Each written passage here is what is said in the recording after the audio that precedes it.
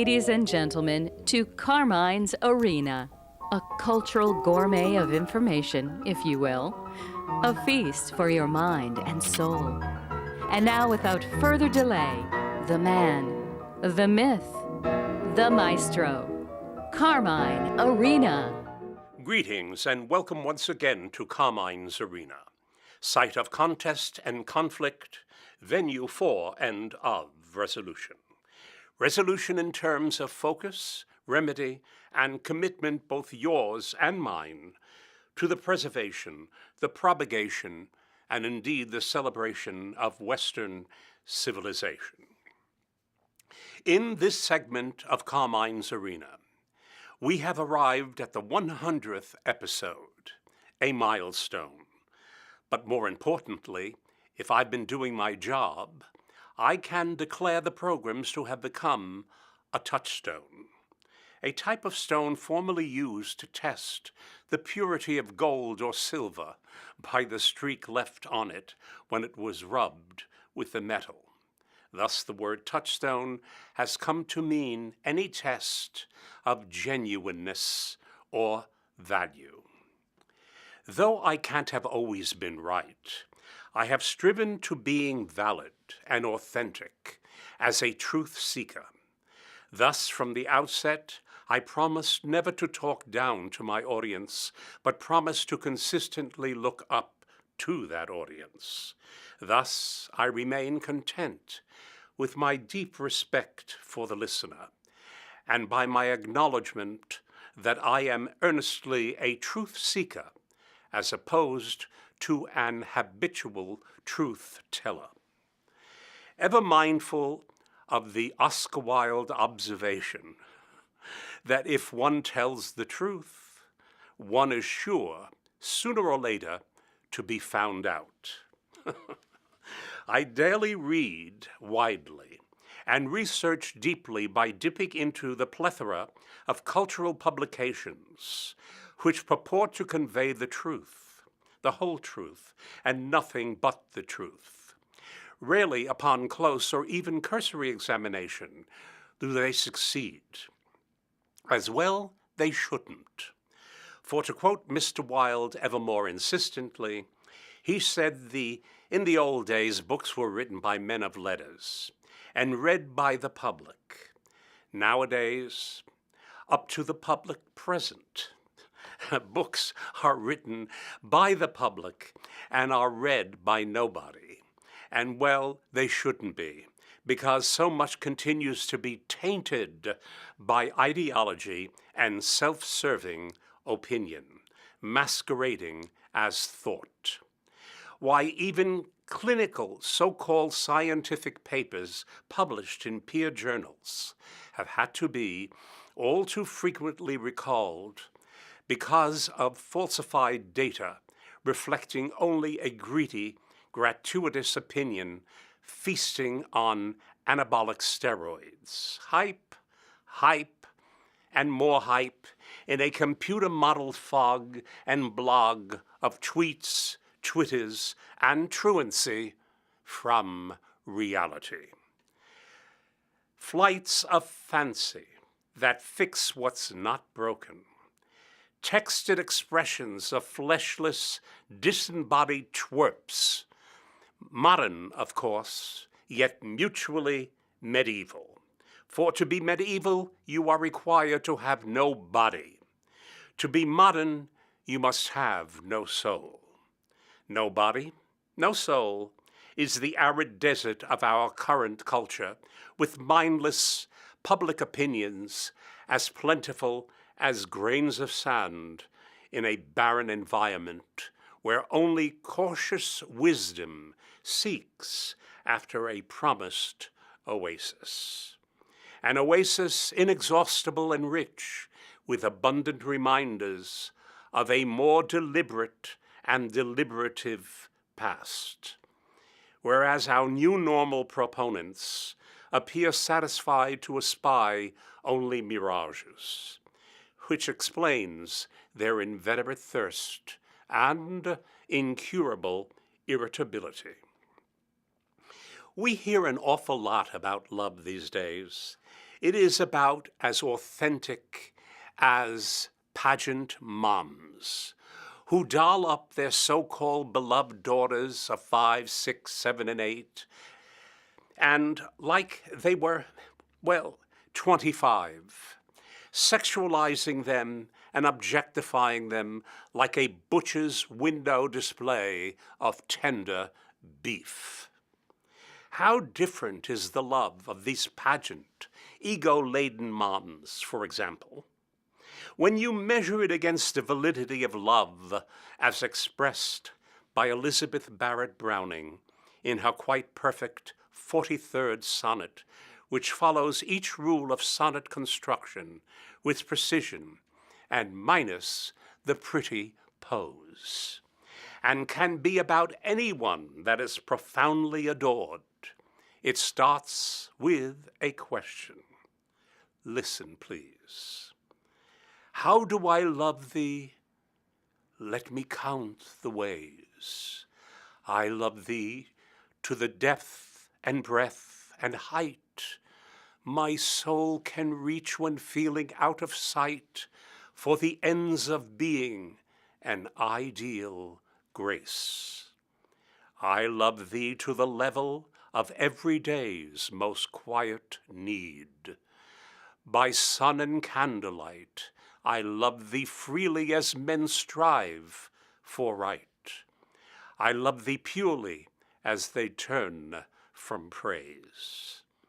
I love thee with a passion put to use in my old griefs and with my childhood's faith. I love thee with a love I seem to lose with my lost saints. I love thee with the breath, smiles, tears of all my life, and if God choose, I shall but love thee better after death. Yes, the sonnet is palpably perfect, and one of the most difficult formats of many metered forms to be found in the poetic arts. But love itself is perfect, and forever seeks after perfection of its senses and sensibilities. And yet love itself is quite oddly simple to feel and comprehend when it is honestly and deeply felt and engaged. In Leonard Bernstein's great work entitled Mass, he gives the celebrant the opening words to intone, that God loves all simple things, for God is the simplest of all. Yes, yes, for hasn't it been our ages-old credo that God is love? Little else remains more basic and universal. Would that we could engage the power of love with everything we do and say. Gone would be the jumble and muddle we make of existence. Those who feel they can subsist in the absence of God because God is merely a dismissive myth might be reminded what Einstein said of the unseen mysteries all about us. He said, "If at first the idea is not absurd, then there is no hope for it." In a manner of speaking, the absurdities of our mysteries, our magic, and our miracles are the test of faith which non-believers shall always bitterly fail and flee, particularly when reaching out of sight for the ends of being an ideal grace. They'll touch not love, but lust. Let this, my 100th episode, then be entitled Ideal Grace.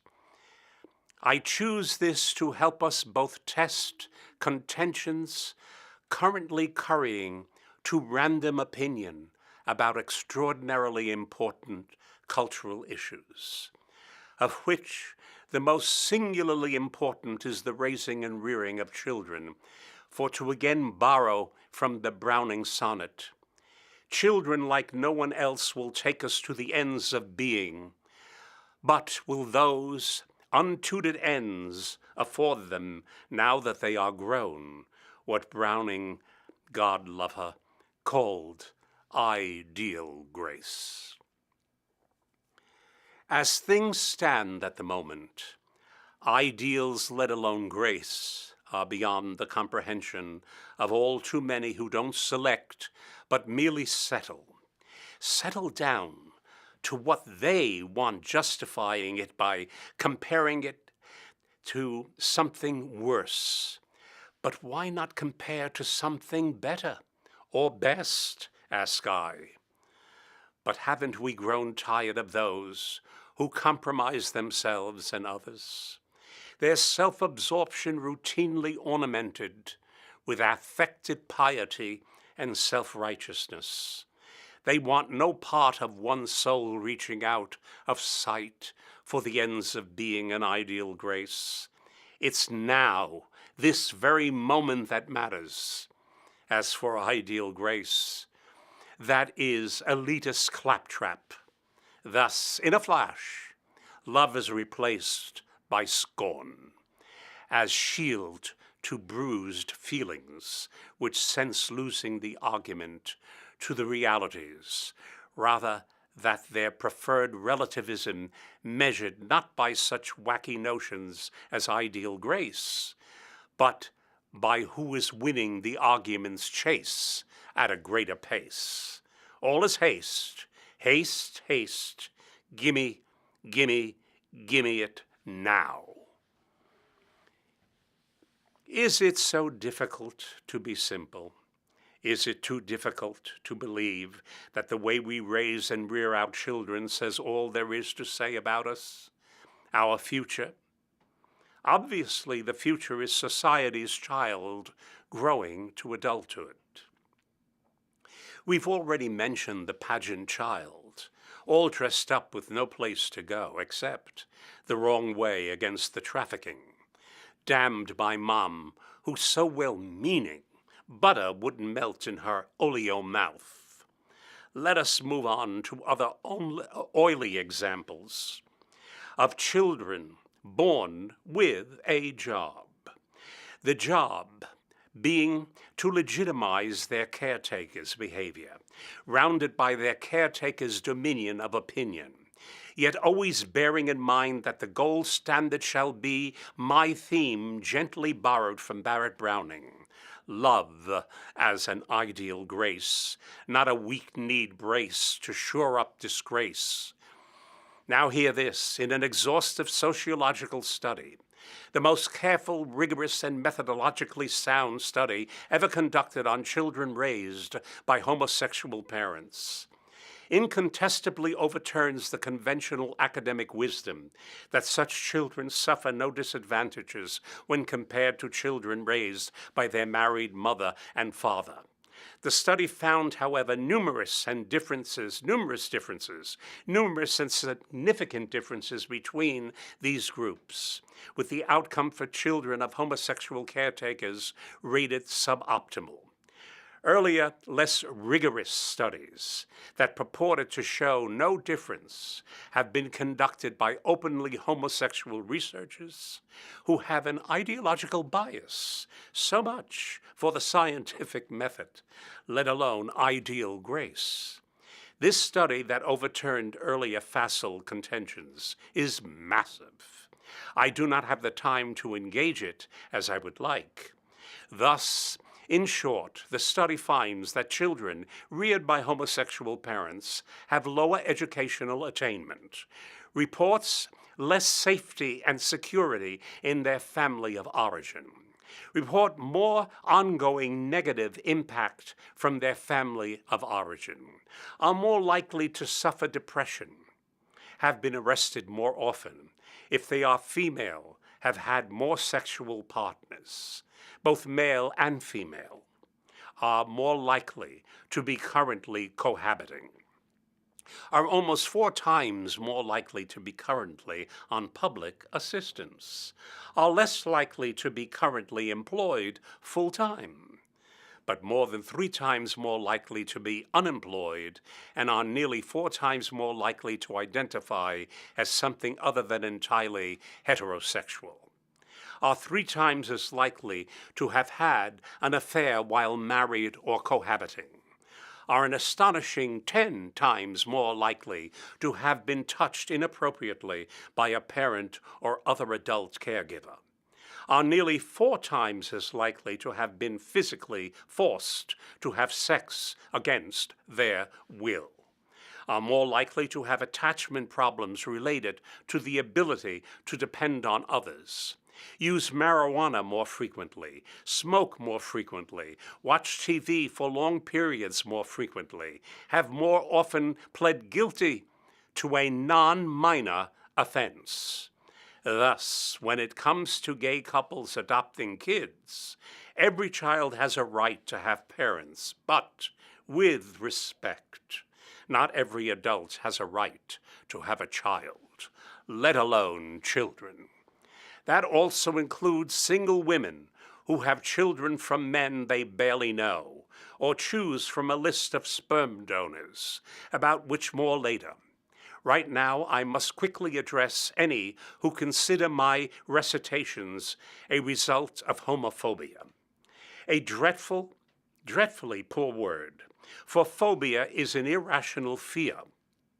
I personally have no such irrational fears. As a classically trained musician, I've had a lifetime of memorable and irreplaceable friends and colleagues who are gay. Were we to cast out gays from our lives, we would be significantly and profoundly impoverished, culturally deprived, and devastated. The gay roster of greatness then and now is a proud one. Leonardo da Vinci, Michelangelo, Alexander the Great, the Roman Emperor, Hadrian, another emperor, Ralph Waldo Emerson, Oscar Wilde, Tchaikovsky, and yes, parenthetically, one day we'll discuss the womanizer Casanova, who, like Don Juan, were closet gays. Well, we would be here for a long time if I continued, but rest assured I don't suffer from the hatred of gays, nor the fear of their greatness. Why, I would be dismissing Benjamin Britten, Aaron Copland, Leonard Bernstein, George Friedrich Handel, Thomas Mann, Lord Byron, Marcel Proust, Francis Bacon, Cole Porter, Virginia Woolf, Tennessee Williams, Noel Coward, etc., etc., and these are only off the top of my head.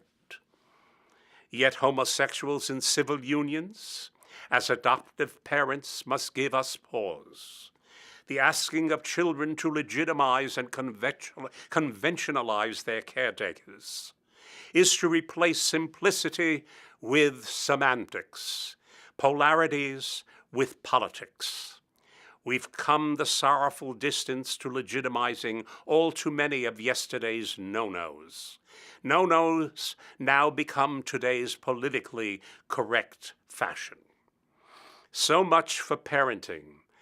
Now let's turn, as promised, to generating. I refer to the unregulated sperm donor industry, another assault on children objectified to possessions, collector's items showcased for false friends and indifferent neighbors, not to mention exhausted relatives who do the babysitting, particularly grandma. Grandma who has the weight of civilization on her frail yet all too willing shoulders, while mommy plays Atlas, Atlas holding up her world, and what a less than ideal world it is, despite ideology and idolatry of feminist fantasists who go about fulminating and fumigating fixed formulas as if with their cheap perfumes. The first modern-day variety of feminism we've already discussed in an earlier episode. She was the lonely alcoholic American, praised by Hitler, no less, for her racist views, but memorable to me in particular for her essay advising women, and I quote, to find your inner slut. I, of course, am quoting and referring to none other than Margaret Sanger, whose cheap perfume of thought has as much of ideal grace about it as one might find in a woman's prison. An ever-growing incarcerated population who tossed aside the power of femininity for the froth and flappings of feminism, who are now festering, ransacked of old privilege, privacy, and innocent pleasures, and crushingly forced and housed in a purgatory that rarely purges. Some liberation. Feminism is euphoric. In fact, recommends that men be made irrelevant. Males might be insulted by their ambitions, while men, in the fullest sense of the word, are grateful to be spared their dubious attentions. Let's now look at the unregulated donor industry, hailed by women who've made men irrelevant while ironically bringing more of that gender into the world. Are they getting even with the toughs they've reduced to tykes to tinker with and thunder against with impunity? Yes, how easy it is to becomes to corrupt, that is, the meaning and message of love, reduced to mischief. Elizabeth Barrett Browning must truly be glad she's dead. Her love and the grace of her love remaining godly and unsullied by painted simian fingers and tainted finagling. The new movie, Delivery Man, starring Vic Vaughn as a former sperm donor, who discovers that he has more than 500 children, is quite possibly not a Hollywood exaggeration. In the good old USA, we are, as a society of devolving, graceless creatures, do not keep track of how many donors there are, or how often they donate, or how many children are born from donations. Unlike Hollywood's cutesy-woosy happy endings, this sad lack this said lack of tracking donors has real unregulated consequences for the real children donors produce. The Journal of the American Medical Association published a case study of a healthy 23-year-old donor who transmitted a genetic heart condition that affected at least 8 of his 22 offspring, including a toddler who died of heart failure, whilst at work playing God in absentia. Such is their conceit. Are we all so loveless and busy texting to be shocked and outraged and shamed by unregulated practices which lead to the birth and truth of children, to nothing more than deadbeat dads? These conceptions of mind and body are evidence of spiritual depravity and contempt for womanhood. The article, or one of the most informative articles I read, asked, how did we get to this point? For a donorship has evolved from a practice of customized production to an industry that resembles mass manufacturing. As an example, how little one cares for children, and for that matter, their mothers. Back in 1909, the first doctor to inseminate a woman with a donor's deposit did so without her knowledge, while she was placed under chloroform in his office. Wrapped in one fell swoop is the ignorance of the learned represented by the doctor, along with his dehumanized indifference. Some ideal grace. Had the doctor a shred of grace, the procedure as ascribed would have struck him as shameful, and beyond shameful, to the point of criminal. Is the unregulated industry of sperm banks leading to siblings falling in love and marrying each other, innocent of their family origins, truly revolting, vomitricious in very fact? The overblown notion that we care about our children is patently ludicrous. Its defense at every turn is impeachable. Examples the world over are as plentiful in number to match the quantity exterminated in their mothers' wombs by fiat in China and by feminists' whim elsewhere. Pro-choice being noxious, noisy cant, whereas ideal grace being an elegant celebrant's chant. For with ideal grace one moves from pro-choice to pre-choice in a heartbeat.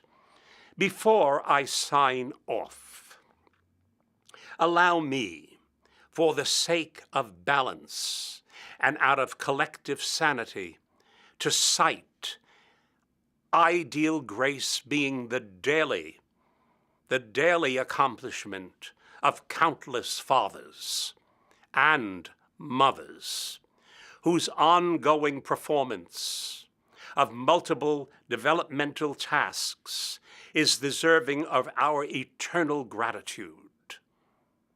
Their tasks and those they guide their offspring to fulfill is civilization's deed to a future whereat our freedoms and prosperity shall not be squandered on wandering errors. Errors bait and switch decoys, decoys designed to snare and impair humanity's share of ideal grace. Until next time, my friends, till next we meet, I implore you once again, keep the faith. If you have any comments or other remarks, and that I perhaps could even read on some of these broadcasts, please do not hesitate to write to me, Carmine Arena, P.O. Box 1029, Larchmont, New York 10538.